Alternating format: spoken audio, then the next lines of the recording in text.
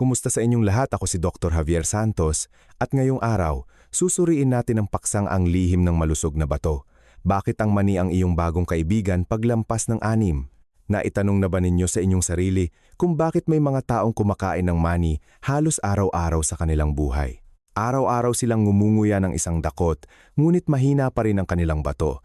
Madalas silang umiihi sa gabi at ang kanilang tulog ay pira-piraso at hindi buo. Mayroon ding nagtataka kung bakit ang mani na mura at madaling kainin ay itinuturing na masustansya. Kaya bakit sa tuwing kumakain sila ay lalong napapagod, busog ang tiyan at hindi humihinto ang pag-ihi sa gabi? Kaya saan nga ba talaga nakasalalay ang sikreto at paano ba kumain ng mani sa tamang paraan? Para mapalusog ang bato, mapanatili ang creatinine sa normal na antas, mabawasan ang pag-ihi sa gabi at magkaroon ng mas mahimbing na tulog, naniniwala ako na para sa inyong nasa edad 50s at 60s, ang bato ang ugat ng kalusugan. Kapag malusog ang bato, malusog ang daloy ng dugo, matibay ang buto, malinaw ang isip, at buo ang tulog. Sa kabaliktaran, kapag mahina ang bato, sunod-sunod ang problemang darating. Sa gabi ay kailangan mong gumising ng maraming beses, sa umaga ay pagod, humihina ang memorya, at sa kalaunan ay nauugnay din sa alta presyon, diabetes, at sakit sa puso. Ang magandang balita ay mayroong isang napakasimpleng pagkain sa bawat pamilya sa Pilipinas, ang mani o peanut. Kung gagamitin ng tama, maaari itong maging isang mahalagang kaalyado para sa ating bato. Maraming tao ang itinuturing ang mani bilang merienda lamang, isang pangkaraniwang uri ng buto. Ngunit kakaunti ang nakakaalam na sa bawat maliit na butil ng mani ay naglalaman ng protina ng halaman, magnesium, potassium, at unsaturated fats. Ang mga sustansiyang ito ay napakahalaga para sa bato at circulatory system. Maaari ninyong isipin ito. Araw-araw, walang tigil na nagsasala ng dugo ang bato. Kung ang katawan ay binibigyan ng sapat na magnesium at potassium, mas magaan ang proseso ng pagsasala at nababawasan ang presyon sa bato. Dahil dito, ang antas ng creatinine, isang mahalagang sukatan na nagpapakita ng function ng bato, ay may posibilidad na maging mas matatag. Bukod pa rito, ang pagkain ng mani sa tamang dami ay nakakatulong din sa mas mahusay na sirkulasyon ng dugo, mas malakas na tibok ng puso, sapat na oxygen sa utak, at bilang resulta, mas mahimbing na tulog sa gabi. Unti-unting nababawasan ang pag-ihi sa gabi at mas gising ang isip sa umaga. Gayunpaman, kailangan ko ring sabihin ng tuwiran sa inyo ang isang bagay. Kung mali ang pagkain ng mani, mas marami ang pinsala kaysa pakinabang. Ang labis na maalat na mani ay magpapataas ng presyon ng dugo na magbibigay ng dagdag na pasanin sa bato. Ang mani na pinirito sa maraming mantika ay madaling magpataas ng kolesterol sa dugo na nagdudulot ng arteriosclerosis at mas pinaghihirapan ng bato. Lalo na mapanganib ang mani na may amag. Dahil sa aflatoxin, isang lason na maaaring magdulot ng pinsala sa atay at, sa katagalan, ay magpapahina sa atay at bato. Sa makatuwid, ang problema ay hindi kung gaano karami ang kinakain ninyo, kundi kung tama ang paraan at dami ng pagkain. Kapag nauunawaan ng tama, ang mani ay hindi lamang isang merienda, kundi maaari itong maging isang tunay na gamot na sumusuporta sa bato, nakakatulong na mabawasan ang creatinine, makontrol ang pag-ihi sa gabi, at magbigay ng mas mahimbing na tulog. At sa video ngayong araw, susuriin natin ang 7 siyentipikong paraan ng pagkain ng mani upang lubos na mapakinabangan ang mga benepisyo. Iwasan ang mga nakatagong panganib upang gawing kaibigan ang pangkaraniwang pagkain na ito sa pagprotekta sa bato paglampas ng 60. Inaanyayahan ko kayong panoorin ng buo ang video dahil sa pagpapatupad nito ng regular, mararamdaman ninyo ang malaking pagkakaiba. Unti-unting mababawasan ang pag-ihi sa gabi, mas magaan ang pakiramdam ng katawan, mas gumaan ang pakiramdam, at mas magiging payapa at malusog ang buhay araw-araw. Bahagi 1, 7 paraan ng pagkain ng mani na nakakatulong, magpababa ng creatinine, at pigilan ang paghina ng bato. Paraan 1, mani na inihaw na walang asin, ang susi sa pagpapababa ng presyon ng dugo at pagprotekta sa bato. Kapag nabanggit ang mani, naniniwala ako na marami sa inyo ang nakadarama ng pagiging pamilyar at malapit dito, mula sa hapagkainan ng pamilya hanggang sa mga sandaling nakikipagkwentuhan. Ang malutong at masarap na inihaw na mani ay laging nagdudulot ng init at simple ng pang-araw-araw na buhay. Hindi kakaunti ang mga pamilya na nagpapanatili ng ugali na mag-ihaw ng mani na may kaunting asin dahil ang bahagyang alat ay nagpapatingkad ng lasa ng mani at masarap itong kainin. Ngunit ang ugaling ito na tila hindi nakakapinsala ay lihim na nagdaragdag ng pasanin sa bato sa paglipas ng mga taon na hindi napapansin ng marami. Bakit ko ito binibigyang diin? Ang asin o mas tiyak ang sodium sa asin. Kapag pumasok sa katawan, pipilitin nito ang bato na mas magtrabaho. Araw-araw, ang ating bato ay nagsasala ng dugo, nagtatanggal ng basura, nagre-regulate ng tubig at electrolytes. Kapag matagal kayong kumain ng maalat, ang labis na sodium ay nagiging sanhi ng pagtaas ng paglabas ng bato, na sa kalaunan ay humahantong sa labis na trabaho at pagbaba ng function. Makikita ninyo nang malinaw na ang mga taong kumakain ng maalat ay madalas na nagkakaroon ng alta presyon, at ang alta presyon ay isa sa mga pangunahing sanhi ng paghina ng bato. Sa kabaliktaran, kapag lumipat kayo sa pagkain ng mani na inihaw na walang asin, ang mga benepisyo ay ganap na naiiba. Makukuha pa rin ninyo ang protina ng halaman na tumutulong na mapanatili ang mga kalamnan, ang magagandang taba na sumusuporta sa puso, kasama ang mga mineral tulad ng magnesium at potassium na tumutulong sa sirkulasyon ng dugo. Ngunit hindi na kailangang mag-alala tungkol sa pagtaas ng presyon ng dugo o labis na trabaho ng bato dahil sa asin. Sa panahon ng aking pagpapayo sa kalusugan, nakatagpo ako ng isang lolo na humigit kumulang 65 taong gulang mula sa probinsya. Dati, ang lolo ay may ugali na kumain ng isang maliit na mangkok ng inihaw na mani na may asin araw-araw. Iniisip na ito ay masarap at matipid at maaari ring palitan ng karne at isda. Ngunit pagkatapos ng ilang taon, nagsimula siyang magkaroon ng alta presyon, madalas na umiihi sa gabi at pira-piraso ang tulog. Nang magpatingin siya, pinayuhan siya ng doktor na bawasan ng husto ang asin. Sinunod niya ang payo at lumipat sa pagkain ng inihaw na mani na walang asin. Sa simula, naramdaman niya na ito ay walang lasa at mahirap masanay, ngunit pagkatapos lamang ng ilang buwan, napansin niya na mas magaan ang kanyang pakiramdam, matatag ang presyon ng dugo, at mas mahimbing ang tulog. Sinabi niya sa akin na, "Ngayon, nasanay na ako at nalaman ko na ang tunay na masarap ay ang natural na tamis ng mani na inihaw na walang asin at hindi ako nagsasawa." Ang kuwentong iyon ang nais kong iparating sa inyo. Minsan, ang isang napakaliit na pagbabago sa ugali sa pagkain, tulad ng pag-iwas sa asin kapag nag-iihaw ng mani, ay nagdudulot ng malaking benepisyo sa bato at sa buong katawan. Bukod sa hindi paggamit ng asin, napakahalaga rin ang paraan ng pag-iihaw ng mani. Madalas kong pinapayuhan kayong mag-ihaw ng mani sa katamtamang init, haluin ng pantay-pantay hanggang sa magsimulang bumango ang mani. Huwag masyadong sunugin dahil mawawala ang mga sustansiya at magbubuo ng mga hindi kanais-nais na sangkap. Maaari din kayong mag-ihaw gamit ang kawali na walang mantika o gumamit ng microwave upang mapanatili ang natural na lasa nito. Pagkatapos mag-ihaw, hayaang lumamig ng lubusan ng mani bago ilagay sa selyadong garapon na salamin at itago sa tuyo na lugar.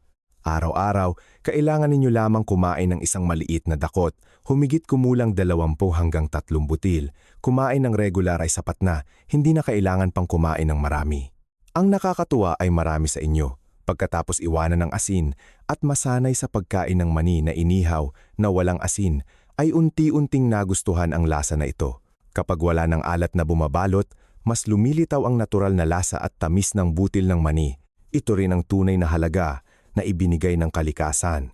Dapat ninyong tandaan na ang mani na inihaw na walang asin ay hindi lamang mabuti para sa bato, kundi sumusuporta din sa puso ng malinaw. Kapag magaan ang pasanin ng bato at puso, mas magiging maayos ang paggana ng katawan at mas gagaan ang pakiramdam. Ipinakita ng maraming pag-aaral sa nutrisyon na ang diet na mababa sa asin at nagpapataas ng pagkonsumo ng mga buto tulad ng mani ay nakakatulong na mabawasan ang panganib ng stroke, sumusuporta sa memorya, at nagpapababa ng pamamaga sa katawan. Sa makatuwid, ang unang paraan at ang pinakamahalaga na nais kong bigyang diin ay ang pagkain ng mani na inihaw na walang asin. Ito ay hindi isang komplikado o mamahaling bagay, kundi isang maliit ngunit patuloy na pagbabago na nakakatulong na protektahan ang bato, patatagin ang antas ng creatinine, bawasan ang pag-ihi sa gabi, at magbigay ng mas mahimbing na tulog paglampas ng 60. Umaasa ako na susubukan ninyong ipatupad ito. Dahil madalas, ang pangmatagalang kalusugan ay nagsisimula sa pinakasimpleng mga ugali sa kusina ng bawat pamilya. Paraan 2, pinakuluang mani, gintong pagpipilian para sa sistema ng panunaw at bituka. Matapos nating pag-usapan ang mani na inihaw na walang asin, marami sa inyo ang nagtataka kung bakit pa kailangan ng ibang paraan ng pagluluto kung ito ay sapat na. Sa katunayan, ang mani ay isang pamilyar na pagkain ngunit bawat paraan ng pagluluto ay may iba't ibang nutritional value. At para sa mga nasa gitnang edad at matatanda, ang pinakuluang mani ay ang pagpipilian na madalas kong inirerekomenda hindi dahil sa pagiging masela nito, kundi dahil ito ay madaling tunawin, magaan sa bituka, nagpapababa ng pasanin sa bato, at lalo na angkop para sa katawan na hindi na kasing lakas magproseso ng pagkain tulad noong kabataan. Naaalala pa ba ninyo ang mga tanawin sa probinsya noon? Sa bawat panahon ng pag-aani ng mani, sa kusina ng bawat bahay ay may isang kaldero ng umuusok na pinakuluang mani, kumakalat ang bango sa buong bakuran. Ang mga matatanda ay ngunguya ng ilang mainit na mani, habang kumakain ay nagkukuwentuhan at ang mga bata naman ay naghihintay ng masarap, malambot at mabangong mani. Ang mga simpleng bagay na iyon ay napakaangkop sa physiological na pangangailangan ng matatanda. Ang pinakuluang mani ay malambot, masarap, hindi matigas, madaling nguyain at lunukin. Napakaangkop para sa mga may mahinang ngipin, sensitibong tiyan o madalas na nakakaranas ng bloatedness at hirap sa panunaw. Sa siyentipikong pananaw, ang dahilan kung bakit mas madaling tunawin ang pinakuluang mani kaysa sa inihaw na mani ay dahil sa proseso ng pagpapakulo. Kapag niluto sa tubig, sumisipsip ng moisture ang butil ng mani at nagiging mas malambot ang istruktura nito, hindi na rin matigas ang balat. Ang protina at taba sa mani sa panahong ito ay dahan-dahang sinisipsip ng katawan, hindi nagdudulot ng pakiramdam ng kabusugan o bloatedness tulad kapag kumakain ng malutong na inihaw na mani. Lalo na, ang pinakuluang mani ay nagpapanatili ng maraming soluble fiber na nakakatulong sa maayos na paggalaw ng bituka, sumusuporta sa pag-iwas sa constipation, isang napakapangkaraniwang problema paglampas ng 60. Kapag malusog ang bituka, mas magaan ang pakiramdam ng katawan at mas nababawasan ang presyon sa bato sa pagsasala at pagtatapon ng dumi.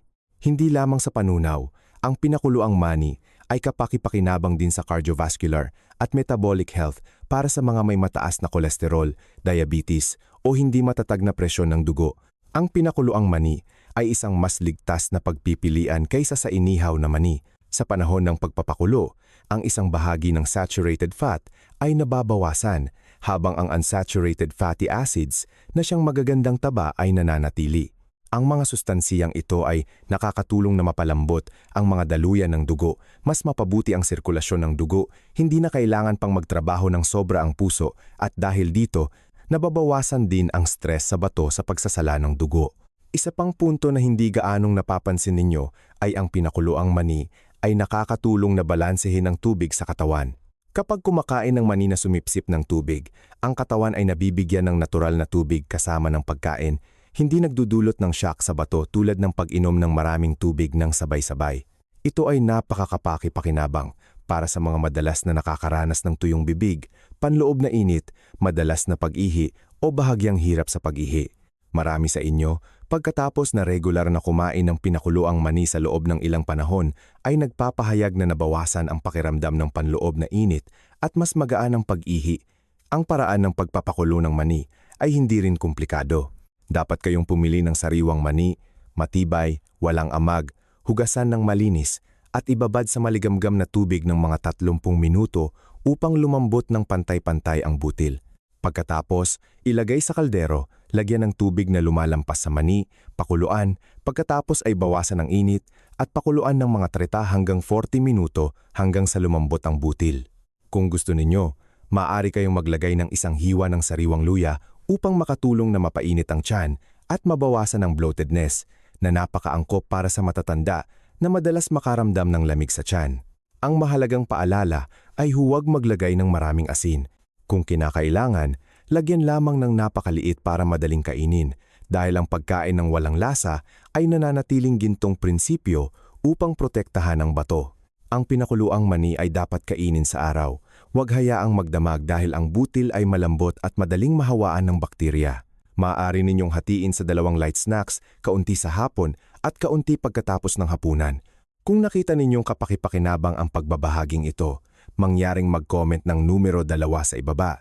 Ito ay isang simpleng paraan para malaman ko na patuloy kayong interesado at sumasama sa paglalakbay na ito ng malusog na pamumuhay, araw-araw. Paraan 3, Money Milk, Peanut Milk, inumin na. Nagpapakalma ng nerbiyos at nagpapalusog ng kalamnan. Marami sa inyo ang pamilyar sa soy milk at itinuturing itong pang-araw-araw na pagpipilian. Ngunit sa katunayan, ang gatas ng mani ay isa ring masustansyang inumin na hindi kailanman nagpapahuli at mayroon pang ang sariling mga bentahe, lalo na angkop para sa mga nasa gitnang edad at matatanda. Sa bawat tasa ng mainit na gatas ng mani, ang katawan ay binibigyan ng purong protina ng halaman, unsaturated fatty acids na mabuti para sa puso, kasama ang maraming mahahalagang mineral tulad ng magnesium, potassium, calcium at zinc.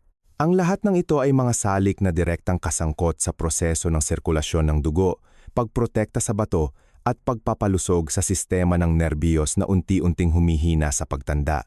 Ang espesyal na katangian ng gatas ng mani ay napakagaan ito sa tiyan at madaling tunawin. Marami sa inyo na may mahinang ngipin, nahihirapang nguyain ang buong mani, o madalas na nakakaranas ng bloatedness at pananakit ng tiyan pagkatapos kumain. Ang paglipat sa pag-inom ng gatas ng mani ay isang mas banayad na solusyon.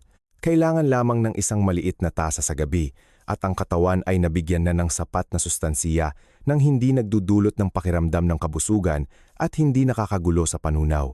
Dahil dito, mas mabilis at mas mahimbing ang pagtulog. Naaalala ko pa ang isang pasyente na mahigit 68 taong gulang na may mahinang bato na may chemotherapy na ginawa noon.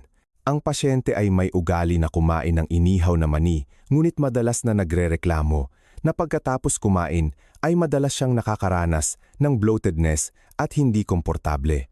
Iminungkahi ko sa kanya na lumipat sa pag-inom ng isang tasa ng mainit na gatas ng mani mga 1 oras bago matulog. Ginawa niya ito ng regular at pagkatapos lamang ng 2 linggo, nang bumalik siya para sa follow-up, ang kanyang mukha ay masigla. Sinabi niya na nakakatulog siya ng tuloy-tuloy ng 4 hanggang 5 oras sa gabi at malinaw na nabawasan ang pag-ihi sa gabi. Ngayon, kung hindi siya umiinom ng gatas ng mani sa gabi, may pakiramdam siyang may kulang. Ang kasong ito ay nagpapakita na minsan, ang pagbabago sa paraan ng paggamit ng pagkain at hindi ang pagpapalit ng pagkain ang nagdulot ng malaking pagkakaiba sa kalusugan ng matatanda. Ang benepisyo ng gatas ng mani ay hindi lamang nakasalalay sa nutritional content nito, kundi pati na rin sa oras ng paggamit. Madalas kong pinapayuhan kayong inumin ito sa gabi, mga 1 hanggang 2 oras pagkatapos ng hapunan at pinakamainam na mga 1 oras bago matulog. Sa panahong ito, ang tiyan ay bahagya ng natunaw ang pangunahing pagkain. Ang gatas ng mani ay dahan-dahang sinisipsip, nagbibigay ng matatag na enerhiya sa katawan sa buong tulog. Kapag nakaka-relax ang katawan, matatag ang sirkulasyon ng dugo, hindi na kailangang magtrabaho ng husto ang bato. Dahil dito, ang pag-ihi sa gabi ay natural na bumubuti. Ang paggawa ng gatas ng mani sa bahay ay medyo simple at tumutulong sa inyo na aktibong kontrolin ang kalidad, iwasan ang mga hindi kinakailangang additives. Pumili kayo ng sariwang mani, walang amag. Hugasan ng malinis at ibabad sa tubig ng mga 6 hanggang 18 oras upang lumambot ang butil. Pagkatapos, durugin ng pinong-pino na may maligamgam na tubig. Salain sa pamamagitan ng strainer o tela upang makuha ang gatas. Pakuluan ang gatas sa kalan sa mahinang apoy. Haluin ng pantay-pantay upang hindi masunog. Kung gusto ninyong dagdagan ang tamis at nutritional value, maaari kayong maglagay ng kaunting pulot o ipagsama sa iba pang gatas ng buto tulad ng almendras o walnuts. Ang mahalagang paalala ay huwag maglagay ng maraming asukal. Lalo na sa mga may diabetes o alta presyon, pinakamainam na inumin ito ng walang asukal upang protektahan ang bato at puso. Isa pang kapansin-pansing benepisyo ng gatas ng mani ay ang kakayahan nitong suportahan ang mga kalamnan. Paglampas ng sinti, marami sa inyo ang nakakaranas ng muscle atrophy, mahinang kalamnan, mabagal na paglalakad, at madaling mapagod. Ang protina ng halaman sa gatas ay nakakatulong sa pagpapalusog ng kalamnan na nagpapahintulot sa mas maliksi na paggalaw. Kapag malakas ang katawan, madali ang paggalaw, at maganda ang sirkulasyon ng dugo, natural na magiging mas mahimbing at tuloy-tuloy ang pagtulog. Bukod pa rito, para sa mga madalas na nababalisa, stress at nahihirapan matulog, ang magnesium sa mani ay may epekto na magpakalma sa sistema ng nerbiyos, magpababa ng mental stress, tumutulong sa utak na mag-relax at madaling makatulog. Kaya, ang isang tasa ng mainit na gatas ng mani bago matulog ay maaaring ituring na isang natural na pampakalma, ligtas at angkop para sa matatanda. Masasabi na ang ikatlong paraan upang magamit ang mani ng mabuti para sa bato ay ang gawing gatas ng mani ang mani. Isang malambot, magaan ngunit masustansiyang inumin. Sa regular na pagpapanatili, marami sa inyo ang malinaw na makakaramdam na mas magaan ang tiyan, mas mahimbing ang tulog, unti-unting nababawasan ang pag-ihi sa gabi, at mas magiging masigla ang pakiramdam sa umaga, alinsunod sa diwa ng napapanatiling pangangalaga sa kalusugan sa gitnang edad at matatanda. Paraan 4. Lugaw ng mani, brown rice at black sesame, isang kumpletong gamot para sa bato. Sa edad na lampas 600, marami sa inyo ang nakakaranas ng mahinang bato, madalas na pag-ihi sa gabi, pira-piraso at hindi malalim na tulog, kasama ang pakiramdam ng hirap sa panunaw, mahinang pagnguya at paglunok, palaging pagod ang katawan.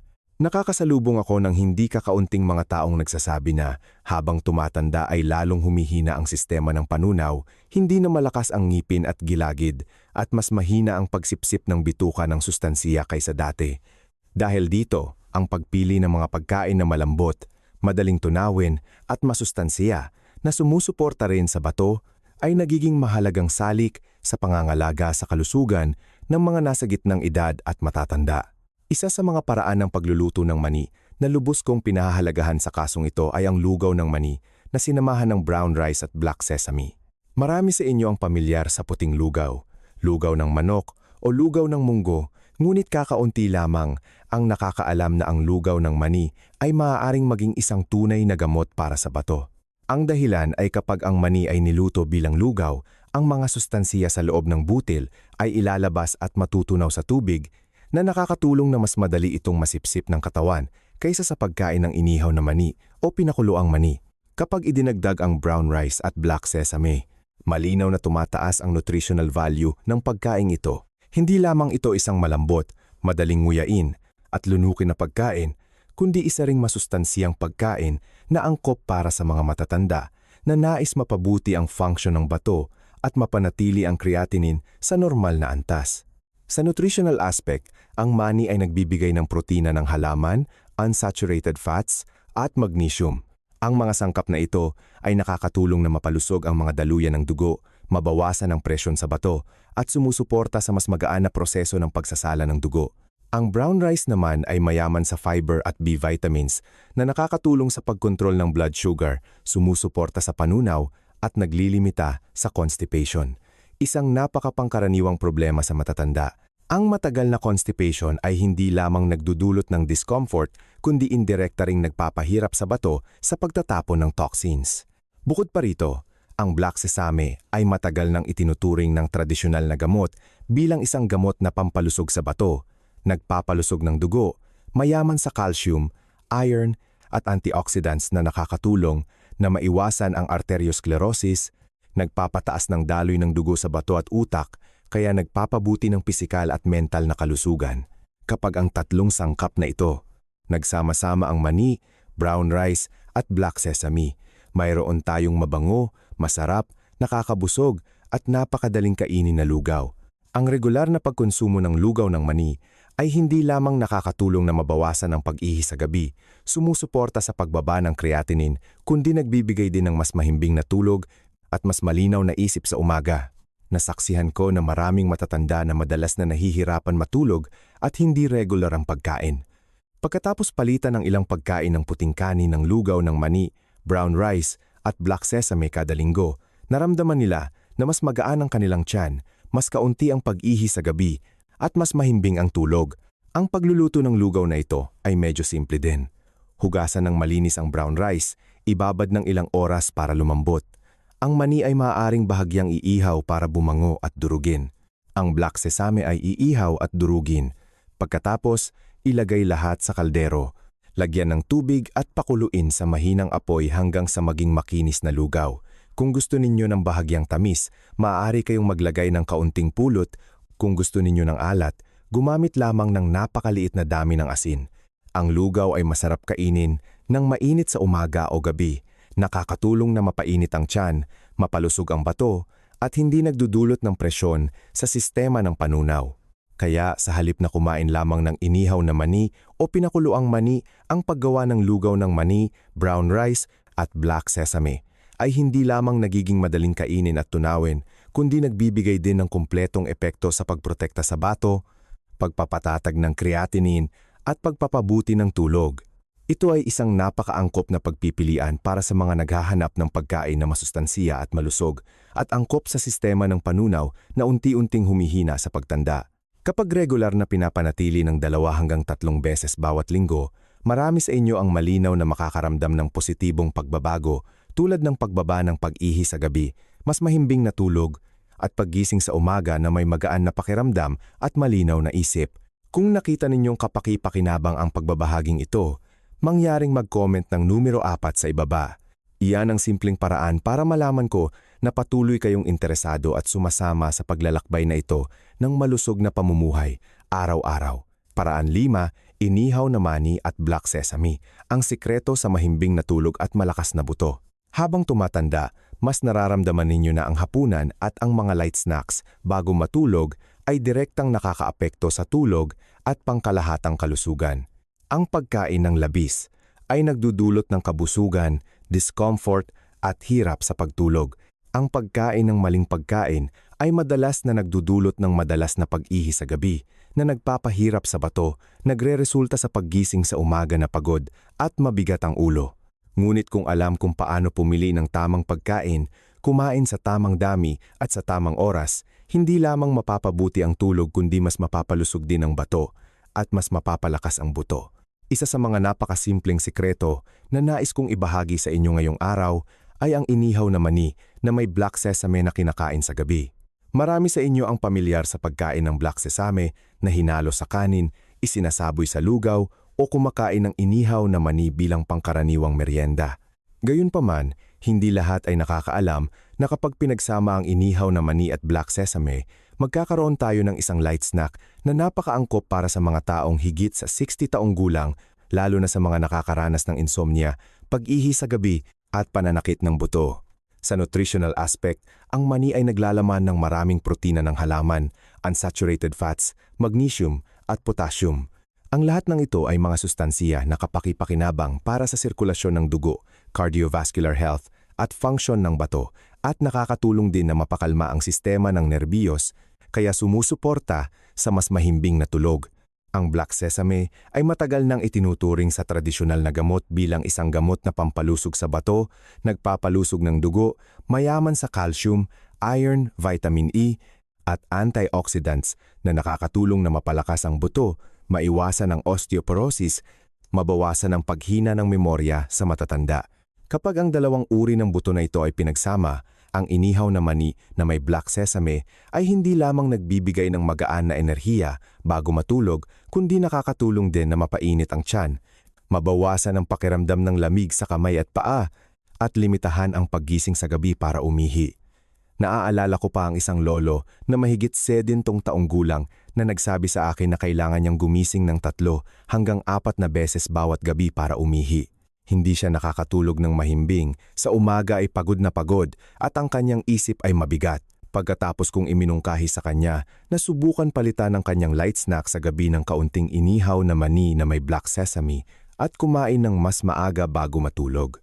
Pagkatapos lamang ng ilang linggo, bumalik siya at sinabi sa akin na mas tuloy-tuloy na ang kanyang tulog. Malaki ang nabawas sa pag-ihi sa gabi. Sa umaga ay mas gising ang kanyang isip at mas malakas ang kanyang katawan. Ang maliliit na pagbabago sa ugali sa pagkain ay minsan nagdudulot ng malaking epekto sa kalusugan ng matatanda. Ang paggawa ng inihaw na mani na may black sesame ay napakasimple din. Ganap kayong makakapaghanda nito sa bahay upang masiguro ang kaligtasan. Ang mani at black sesame ay hugasan ng malinis at patuyuin. Iihaw ang mani sa mahinang apoy hanggang sa maging golden brown. Tanggalin ang balat kung may panahon. iihaw ng hiwalay ang black sesame para bumango. Pagkatapos, maaaring bahagyang durugin o iwanan ng buo. Paghaluin ang inihaw na mani at black sesame. Kung gusto ninyo ng bahagyang tamis, maaari kayong maglagay ng kaunting pulot para mas madaling kainin. Ang pagkaing ito ay maaaring kainin ng direkta bilang isang malusog na snack o isaboy sa lugaw, kanin o kahit ihalo sa yogurt. Gayunpaman, nais kong paalalahanan kayo ng isang napakahalagang bagay. Kumain lamang sa katamtamang dami, mga isang maliit na dakot bawat gabi. Iwasan ang labis na pagkain dahil ang mani ay mayaman sa taba. Ang labis na pagkain ay madaling magdulot ng bloatedness, hirap sa panunaw o pagtaas ng timbang. Ang espesyal na katangian ng inihaw na mani na may black sesame na kinakain sa gabi ay ang pagkaing ito ay hindi nagdudulot ng kabusugan, ngunit sapat pa rin ang sustansiya upang mapalusog ang bato at buto sa buong tulog. Ang mga matatanda ay madalas na nakakaranas ng pananakit ng kasukasuan, pananakit ng tuhod at panginginig ng kamay at paa. Kung pananatilihin ang ugali na kumain ng inihaw na mani na may black sesame sa tamang dami, kasama ang magaan na ehersisyo, unti-unting lalakas ang buto at mas gagaan ang pakiramdam, kaya natural na mas mahimbing at payapa ang tulog, hindi na gaanong nagpapabalik-balik tulad dati. Paraan 6. Pagsasama ng mani sa mga gulay, isang gamot para sa balanse at paglilinis ng katawan. Kapag nabanggit ang mani, maraming Pilipino ang agad na naiisip ang pag-ihaw nito bilang pampalipas oras o pagpapakulo nito bilang merienda. Gayunpaman, mula sa pananaw ng pangangalaga sa kalusugan ng matatanda, napansin ko na ang mani ay tunay na nagiging kapaki-pakinabang lamang kapag tama itong isinama sa mga gulay sa pang-araw-araw na pagkain. Ang mga gulay ay hindi lamang nagdaragdag ng bitamina, mineral, at fiber kundi nakakatulong din na balansehin ang mainit na katangian ng mani, maiiwasan ang pakiramdam ng panloob na init at bloatedness, habang sumusuporta rin sa mas magaan na pagsasala ng dugo ng bato at nagpoprotekta sa mga daluyan ng dugo sa katagalan. Batay sa aktual na karanasan at kaalaman mula sa tradisyonal na gamot at modernong nutrisyon, ngayong araw, nais kong ibahagi sa inyo ang 4 na napakapamilyar na gulay sa Pilipinas, madaling makita sa anumang palengke sa probinsya. Ngunit kapag isinama sa mani, nagiging epektibong gamot ito para sa bato. Ang talbos ng kamote, sweet potato, leaf, kangkong, water spinach, lotus root at ampalaya, bitter gourd. Una, ang talbos ng kamote na niluto kasama ng mani. Siguradong pamilyar na kayo sa isang mangkok ng matamis at sariwang sopas ng talbos ng kamote, madaling kainin at tunawin. Ang talbos ng kamote ay mayaman sa vitamin C, fiber, at antioxidants. May epekto itong magpababa ng init, mag-detoxify, at sumusuporta sa sirkulasyon ng dugo. Kapag niluto ang sopas ng talbos ng kamote na may mani na dinurog, ang pagkain ay nagiging natural na masarap habang nagdaragdag din ng protina, ng halaman at magnesium mula sa mani. Ito ay isang sopas na napakaangkop para sa matatanda na madalas umihi sa gabi, pagod, at nakakaranas ng panloob na init dahil ito ay nakakapagpalamig ng atay, magaan sa tiyan, at nakakatulong na mapalusog ang bato ng maayos nang hindi masyadong stimulated. Susunod ay ang kangkong na niluto sa mani. Ang kangkong ay isang pangkaraniwang gulay na pamilyar sa hapagkainan ng pamilyang Pilipino. Kapag ginisa ang kangkong at sinabuyan ng kaunting inihaw na mani na dinurog, hindi lamang ito nagiging kakaibang lasa, kundi tumataas din ang nutritional value nito. Ang kangkong ay mayaman sa iron at calcium na nakakatulong na mapataas ang dugo at limitahan ng cerebral anemia. Ito ay napakahalaga para sa matatanda kapag isinama sa mani. Ang pagkain na ito ay nakakatulong na mas mapabuti ang daloy ng dugo sa bato, mabawasan ang pasanin sa bato, kaya sumusuporta sa pagpapabuti ng pagkapagod, pagkahilo at panghihina. Isa pang pagkain na lubos kong inirerekomenda ay ang nilagang lotus root na may mani. Ayon sa tradisyonal na gamot, ang lotus root ay may epekto na magpabuti ng dugo, magpakalma ng nerbiyos, magpalusog ng puso at sumuporta sa bato. Kapag nilaga ang lotus root na may mani, ang pagkain ay may matamis at masarap na lasa, napakadaling kainin, lalo na angkop para sa matatanda na madalas nahihirapan matulog, nababalisa at nagpapabalik-balik sa gabi. Nakatagpo ako ng maraming matatanda na nagsabi na mula nang regular silang kumain ng nilagang lotus root na may mani ng ilang beses sa isang linggo, mas naging mahimbing ang kanilang tulog, Sa umaga ay mas magaan ang kanilang isip at mas matatag ang kanilang pakiramdam. Ipinapakita nito ang simpleng kombinasyon ngunit nagdudulot ng malinaw na epekto sa pisikal at mental na kalusugan. Panghuli ay ang ampalaya na niluto sa sopas o ginisa kasama ng mani. Maraming tao ang ayaw sa ampalaya dahil sa mapait nitong lasa. Ngunit ang pait na ito mismo ang may epekto na maglinis ng katawan, magpababa ng blood sugar, mabawasan ang panloob na init at protektahan ang mga daluyan ng dugo. Kapag kinain ng ampalaya kasama ng mani, ang pait na lasa ay nababalansing ng masarap na lasa kaya mas madali itong kainin. Ito ay isang pagkain na lalo na angkop para sa mga may diabetes, alta presyon. Ang mga sakit na ito ay madalas nakasama ng paghina ng function ng bato sa gitnang edad at matatanda. Kaya, sa pamamagitan lamang ng matalinong pagsasama ng mani sa mga gulay, hindi lamang kayo magkakaroon ng masasarap na pagkain, kundi makakakuha din ng sapat na fiber, bitamina at antioxidants na nakakatulong na protektahan ang mga daluyan ng dugo ng bato habang iniiwasan din ang disadvantage ng panloob na init kapag kumakain ng mani ng mag-isa. Sa loob ng maraming taon ng pakikipagtulungan sa matatanda, napagtanto ko na ang pangangalaga sa bato ay hindi isang napakakomplikadong bagay kundi nasa paraan mismo ng pagluluto natin araw-araw, ang pag-alam kung paano pagsamahin ang mga sangkap sa tamang paraan. Ang mga pangkaraniwang pagkain ay maaari ding maging supplement para sa bato. Madalas kong iminumungkahi sa inyo na isama ang mga pagkain tulad ng sopas ng talbos ng kamote na may mani, kangkong na sinabuyan ng mani, nilagang lotus root na may mani, ginisang ampalaya o niluto sa sopas na may mani sa inyong menu ng mga 2 hanggang 3 beses bawat linggo upang regular na malinis ang katawan, magaan ang suporta sa bato, at unti-unting maging matatag ang kalusugan sa paglipas ng panahon. Paraan 7, kumain ng mani sa tamang dami. Ang prinsipyo ng maliit ngunit regular. Mula sa simula hanggang ngayon, tinalakay natin ang iba't ibang paraan ng paghahanda ng mani upang gawing ligtas at epektibong pagkain ang pangkaraniwang butil na ito para suportahan ang bato. Gayunpaman, may isang salik na kasing halaga at itinuturing ko pa itong susi sa pagtukoy kung ang mani ay talagang makapagpapalusog ng bato o sa halip ay magpapahirap dito at iyon ay ang pagkain ng mani sa tamang dami. Sa panahon ng aking konsultasyon, nakatagpo ako ng hindi kakaunting mga taong may napakapamilyar na pag-iisip na kung ano ang mabuti, kumain ng marami para mabilis na gumaling. Ngunit sa katunayan, sa mani, tulad ng maraming iba pang pagkain, ang labis na pagkain ay hindi lamang walang pakinabang, kundi madali pang magdulot ng kabaliktaran na epekto.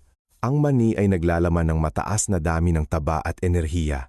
Kung kumain ng labis, lalo na ang inihaw na mani na maraming mantika at asin, madali itong magdulot ng pagtaas ng timbang at kolesterol sa dugo. Mula doon, pipilitin nito ang bato na mas magtrabaho ng husto upang salain ang dugo at itapon ang labis na sangkap. Ang resulta ay sa halip na tulungan ang bato na magpahinga, hindi sinasadya ay nagdaragdag kayo ng pasanin sa bato. Kaya gaano karami ang sapat? Batay sa mga pag-aaral sa nutrisyon at aktwal na karanasan sa pagsubaybay sa mga nasa gitnang edad at matatanda, madalas kong pinapayuhan na kumain lamang ng mga 20 hanggang 30 butil ng mani bawat araw. Mukhang kakaunti ang bilang na ito, ngunit kung patuloy ninyo itong gagawin ng regular sa mahabang panahon, ang mga benepisyo ay magiging mas matatag at ligtas kaysa sa labis na pagkain sa loob ng ilang araw at pagkatapos ay huminto.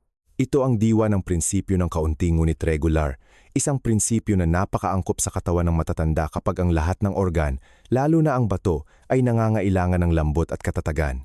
Naaalala ko pa ang isang lola na humigit kumulang 12 taong gulang na nagsabi sa akin, araw-araw, kumakain ako ng halos kalahating mangkok ng inihaw na mani dahil akala ko ito ay mabuti para sa bato. Ngunit pagkatapos ng ilang buwan ng pagsusuri sa kalusugan, tumaas ang aking kolesterol. Nagbabala ang doktor na ang bato ay labis na nagtatrabaho. Pagkatapos noon, pinayuhan ko siya na bawasan ang dami ng mani sa humigit kumulang 25 butil bawat araw, hatiin sa 2 hanggang 3 beses, at dagdagan ang mga berdeng gulay at magpatuloy sa magaan na ehersisyo. Pagkatapos ng ilang buwan, bumalik siya na may mas magandang resulta. Matatag ang kolesterol, hindi na gaanong pagod ang bato, at malinaw na nabawasan din ang pag-ihi sa gabi. Ang tamang paraan ng pagkain ng mani sa tamang dami ay napakasimple. Maari kayong kumain ng inihaw na mani na walang asin, pinakuluang mani, o magsaboy ng kaunting dinurog na mani sa lugaw, sopas o sa mga gulay sa inyong pagkain. Ang ilang tao ay gustong durugin ng mani kasama ng gatas ng buto upang inumin sa umaga o gabi na napakaangkop din. Ang pinakamahalaga ay huwag kumain ng sabay-sabay. Huwag kumain ng labis sa isang pagkakataon, kundi ituring ang mani bilang isang maliit na bahagi ng pang-araw-araw na diet, isama ng maayos sa mga berdeng gulay, prutas, at uminom ng sapat na tubig. Bukod pa rito, nais ko ring paalalahanan kayo ng ilang mahahalagang puntos. Ang mga taong may gout, arthritis, o mataas na kolesterol ay kailangan pang sumunod sa dami ng mas mahigpit. Huwag na huwag kumain ng mani na may amag dahil may panganib itong maglaman ng aflatoxin na nakakapinsala sa atay at bato. Kung pagkatapos kumain ng mani ay naramdaman ninyong bloated, hirap sa panunaw, bawasan ang dami at isama sa mas madaling tunawin na gulay. Nakikita ninyo, minsan ang pangangalaga sa bato ay hindi nangangailangan ng labis na pagkain kundi sa pag-alam kung kailan huminto at kung kailan sapat na ang ibinigay. Kapag ang bato ay regular na pinapalusog araw-araw ng mga 20 hanggang 30 butil ng mani, unti-unting aangkop ang katawan, mas magaan ang trabaho ng bato at ang kalusugan ay mananatiling matatag sa paglipas ng panahon. Bahagi 2. Mga mahalagang paalala at mga kailangang mag-ingat sa pagkain ng mani. Para ang mani ay tunay na maging isang pagkain na sumusuporta sa kalusugan at hindi isang nakakapinsalang salik, nais kong bigyang pansin ninyo ang bahaging ito. Sa pangangalaga sa kalusugan ng mga nasa gitnang edad at matatanda, minsan ang isang maliit na pagkakamali sa pagkain ay sapat na upang magdulot ng malaking pinsala sa atay, bato at sa buong katawan. Ang mani ay isang pamilyar, mura at madaling bilhing buto, ngunit kung hindi gagamitin ng tama, mas marami ang pinsala kaysa pakinabang. Ang una at pinakamahalagang bagay, binibigyang diin ko muli, ay huwag na huwag kumain ng mani na may amag. Ipinakita ng maraming pag-aaral sa medisina na ang mani na may amag ay naglalaman ng aflatoxin. Ito ay isang substance na inuri ng World Health Organization bilang isang malakas na carcinogen. Ang aflatoxin ay hindi lamang lihim na sumisira sa mga selula ng atay, nagpapataas ng panganib ng kanser sa atay, kundi nagdudulot din ng pinsala sa mga selula ng bato na nagpapabilis ng pagbaba ng function ng pagsasala ng dugo. Sa clinical practice, nakatagpo ako ng hindi kakaunting mga kaso ng matatanda na may paghina ng atay at bato na ang ugat ay ang pagkain ng mani, mais o bigas na may amag sa mahabang panahon nang hindi nila nalalaman. Sa makatuwid, kapag nakita ninyo na nagbago ang kulay ng mani, may kakaibang amoy, malambot at basa, dapat ninyo itong itapon kaagad, huwag na huwag itong sayangin at kapalit ng inyong kalusugan. Pangalawa, ang mga taong may diabetes at mataas na kolesterol ay kailangan lalo na mag-ingat sa pagkain ng mani. Tulad ng naipaliwanag ko sa mga naunang bahagi, ang mani ay naglalaman ng maraming taba at enerhiya. Kung kumain ng labis, lalo na ang inihaw na mani na maraming mantika at asin, maaari itong magpataas ng masamang kolesterol, magpalala ng arteriosclerosis, kaya nagpapahirap sa bato. Para sa mga may diabetes, ang mga mani na may asukal at prito ay lalong hindi angkop dahil madali nitong mapataas ang blood sugar. Sa kasong ito, dapat lamang kayong pumili ng pinakuluang mani o inihaw na mani na walang asin, kumain sa tamang dami, upang mapakinabangan ang mga benepisyo nang hindi nagdudulot ng dagdag na presyon sa mga daluyan ng dugo at bato. Ang simpleng ngunit regular na paraan ng pagkain ay laging mas mabuti kaysa sa labis na pagkain ng sabay-sabay at pagkatapos ay huminto. Ang isa pang mahalagang paalala ay huwag kumain ng labis na mani sa gabi. Alam kong marami sa inyo ang may ugali na kumain ng inihaw na mani bago matulog, itinuturing itong pamilyar na merienda. Gayunpaman, sa pagtanda, mas mabagal ang paggana ng sistema ng panunaw.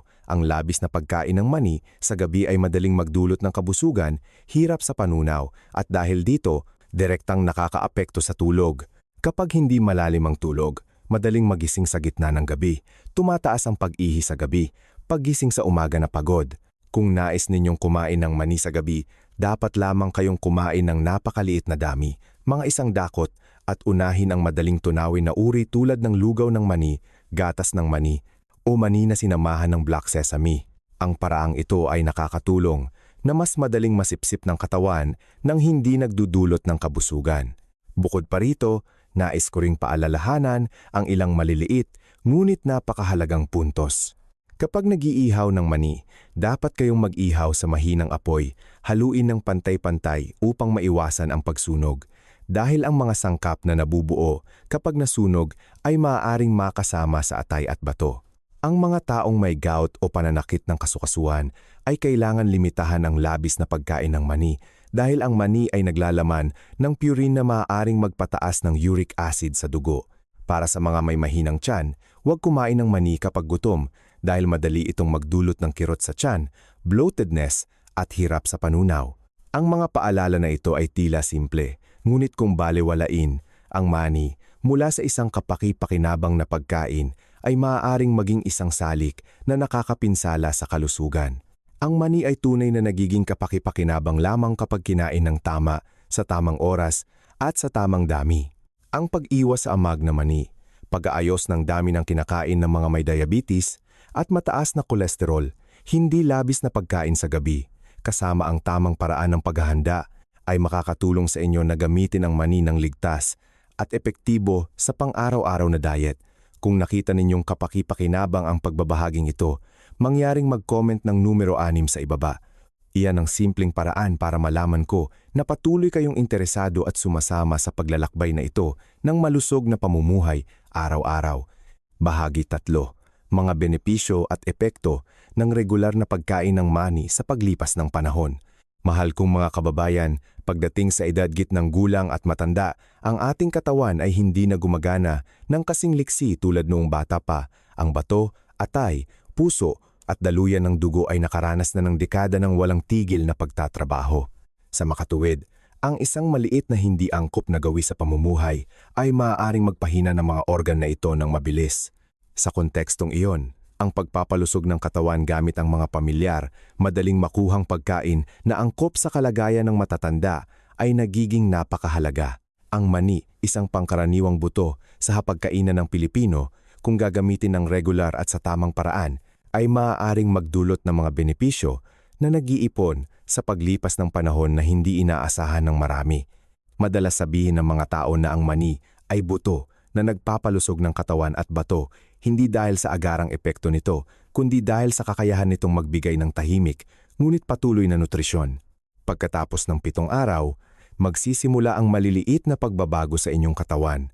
Marami ang nakakaramdam na mas madali silang nakakatulog, nababawasan ang pakiramdam ng pagpapabalik-balik sa gabi, at may posibilidad na mas bumaba ang bilang ng paggising para umihi kaysa dati.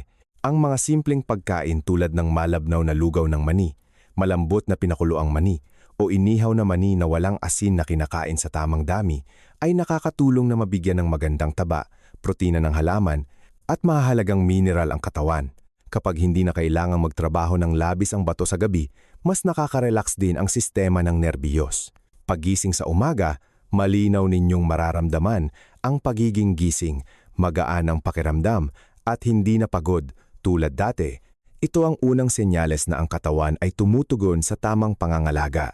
Pagkatapos ng humigit kumulang 14 na araw, mas nagiging malinaw ang mga benepisyo, mas nagiging maayos ang paggana ng bato at matatag ang proseso ng pagsasala ng dugo.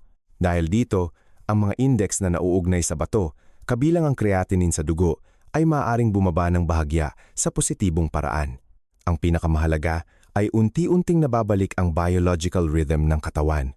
Mas mahimbing ang tulog ninyo, mas kaunti ang pagkagambala, mas malinaw ang isip sa araw.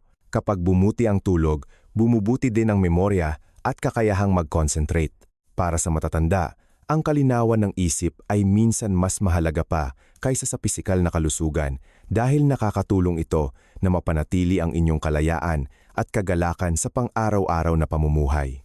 Pagkatapos ng 30 araw, ang pinagsama-samang epekto ng regular na pagkain ng mani ay tunay na mararamdaman ng malinaw. Ang kondisyon ng pag-ihi sa gabi sa maraming tao ay lubos na nababawasan at mayroon pang ang mga halos hindi na kailangang gumising sa gitna ng gabi. Ang bato ay nakakapagpahinga ng tama sa gabi, kaya sumusuporta sa proseso ng paggaling ng buong katawan. Nagiging mas mahimbing at tuloy-tuloy ang tulog. Paggising sa umaga, wala nang pakiramdam ng pagod, pananakit ng likod o kakulangan ng enerhiya. Kapag matatag ang function ng bato, mas epektibo ang proseso ng pagtatapon ng dumi. Ang immune system ay pinalalakas din. Mararamdaman ninyong mas malakas ang katawan, mas masaya ang pakiramdam. Ang paglalakad at pang-araw-araw na gawain ay mas maliksi at magaan. Upang mas malinaw na ilarawan ang mga pagbabagong ito, nais kong ibahagi ang kaso ni Lola Maria, 70 taong gulang, na nakatira sa Manila. Dati, kailangan niyang gumising ng 3 hanggang 4 na beses bawat gabi para umihi. Ang kanyang tulog ay naputol, kaya palagi siyang pagod sa araw. Pagkatapos niyang turuan kung paano ayusin ang kanyang pagkain, kasama ang pagdaragdag ng mani sa simpleng paraan tulad ng pagkain ng kaunting inihaw na mani na walang asin o pagluluto ng sopas ng mani, siya ay nagtiyaga. Pagkatapos ng halos 1 linggo, napansin niya na mas madali siyang nakakatulog. Pagkatapos ng 2 linggo, mas gising ang kanyang isip, wala nang pakiramdam ng mabigat na ulo paggising. At pagkatapos ng halos 1 buwan, malinaw na nabawasan ang pag-ihi sa gabi. Ang mga pagsusuri ay nagpakita na mas matatag ang creatinine sa dugo. Ibinahagi niya na ang pinakamahalaga ay hindi lamang ang pagbuti ng kalusugan, kundi ang pakiramdam ng mahimbing na tulog ng buo pagkatapos ng maraming taon. At kung patuloy kayong nanonood hanggang dito, nais kong anyayahan kayong mag-iwan ng numero 8 sa section ng komento. Iyan ang paraan para malaman ko na nakakuha kayo ng mahahalagang kaalaman at nakita ninyong kapaki-pakinabang ito. Kumusta kayong lahat? Matapos nating pag-usapan ang bawat paraan ng pagkain ng mani, mula sa inihaw na mani na walang asin, pinakulo ang mani, gatas ng mani, lugaw ng mani, inihaw na mani na may black sesame, hanggang sa pagsasama ng mani sa mga gulay at paggamit sa tamang dami, nais kong huminto sandali upang ibahagi ang isang tunay na pangunahing mensahe. Ang mga bagay na ipresenta ko ay hindi lamang mga tips sa pagkain o ilang hiwa-hiwalay na mungkahi, kundi isang bahagi ng isang pangmatagalang paglalakbay sa pangangalaga sa bato na nakakatulong na patatagin ang antas ng creatinine at higit sa lahat, nagbibigay sa inyo ng mahimbing, payapang tulog, hindi na ginagambala ng pag-ihi sa gabi. Lubos kong nauunawaan na marami sa inyo na nanonood ng programang ito ay nakaranas na ng pakiramdam na kailangang gumising ng 2 hanggang 3 beses sa gitna ng gabi at mayroon pang 4 hanggang 5 beses para lang umihi. Sa bawat pagkakataon, napuputol ang tulog, sa umaga ay pagod ang katawan, nanghihina ang mga kamay at paa, mabagal ang pag-iisip at humihina ang isip sa paglipas ng panahon. Malinaw na humihina ang kalusugan at lumala ang function ng bato sa paglipas ng panahon. Hindi kakaunti sa inyo ang nagsabi sa akin na sa bawat pagpunta sa doktor, sinasabi nito na medyo mataas ang creatinine at kailangan pang subaybayan ngunit nag-aalala kung saan magsisimula, paano magbabago upang angkop sa edad at kondisyon ng pamumuhay araw-araw. Dahil dito, ginugol ko ang maraming oras upang isystematize ang 7 paraan ng pagkain ng mani na ito. Sa hangaring tulungan kayo na madaling matandaan, madaling gawin, at maaaring ipatupad kaagad sa pamilyar na pagkain ng pamilya, nais kong bigyang diin muli na ang 7 paraan ng pagkain ng mani, kung gagawin ng regular at sa tamang paraan, ay makakatulong na mabawasan ang pag-ihi sa gabi, mapabuti ang tulog, makatulong na patatagin ang antas ng creatinine at makapagpapalusog ng bato sa mahabang panahon. Ito ay hindi isang walang saysay na pampatibay loob, kundi isang resulta na binuo mula sa agham ng nutrisyon na sinamahan ng aktwal na karanasan ng maraming matatanda na nagtiyaga sa pagpapatupad at nakaramdam ng positibong pagbabago. Subukan ninyong isipin ang isang buhay kung saan mas matatag ang paggana ng bato. Sa gabi, tuloy-tuloy ang tulog ninyo mula gabi hanggang umaga, hindi na nagigising dahil sa pag-ihi. Paggising sa umaga, magaan ang pakiramdam, gumaan ang pakiramdam, mas maliksi ang paglalakad sa araw at mas nababawasan ang pag-aalala tungkol sa mahinang bato o pagtaas ng creatinine. Iyan ang pundasyon para ang pagtanda ay tunay na maging isang panahon ng kapayapaan, kagalakan at kaganapan sa piling ng mga anak at apo. Palagi kong pinaniniwalaan na kapag malusog ang bato, payapa ang tulog, at kapag payapa ang tulog, masaya at mahaba ang buhay ng matatanda. Siyempre, ang pagkain ng mani ay isa lamang bahagi ng pangkalahatang pangangalaga sa kalusugan. Upang makamit ang mas mahusay na resulta, dapat ninyong isama ang iba pang maliliit ngunit napakahalagang ugali tulad ng pag-inom ng sapat na tubig sa araw, paglimita sa maalat na pagkain, pagtulog sa tamang oras, at pagpapanatili ng magagaan na ehersisyo na angkop sa kalagayan. Ang mga salik na ito ay magkakaugnay tulad ng mga link sa isang kadena na lahat ay nag-aambag sa mas komprehensibo at napapanatiling pangangalaga sa bato. Alam ko na sa ating komunidad ay marami pa ring naghihirap dahil sa sakit sa bato, insomnia at matagal na pag-ihi sa gabi. Kung naramdaman ninyo na ang mga pagbabahagi ngayong araw ay nagdulot ng praktikal na halaga, mangyaring pindutin ang like, mag-subscribe sa aking channel at ibahagi ang nilalamang ito sa mga kaibigan at pamilya. Sino ang nakakaalam, baka ang isang pagbabahagi lang ninyo ay makatulong sa ibang tao na makahanap ng tamang direksyon upang mapabuti ang kalusugan, mapangalagaan ang kanilang bato at magkaroon ng mas payapang tulog. Mga minamahal kong kababayan, ang kalusugan sa pagtanda ay hindi isang bagay na maaaring pangalagaan ng iba para sa atin, kundi ang bawat isa sa atin mismo ang kailangang mag-alaga at magpanatili araw-araw. Umaasa ako na sa bawat pagkikita natin sa aking channel, ang Sulong Kalusugan sa Pagtanda, makakakuha kayo ng dagdag na kaalaman, isang bagong motibasyon upang mamuhay ng mas malusog, mas masaya, at mas matagal. Ang 7 paraan ng pagkain ng mani ngayong araw ay ang espiritual na regalo na nais kong ibigay sa inyo sa pag-asang magsisimula tayo ng sama-sama mula sa pinakasimpleng mga bagay upang ang bawat araw ay maging isang malusog at payapang araw.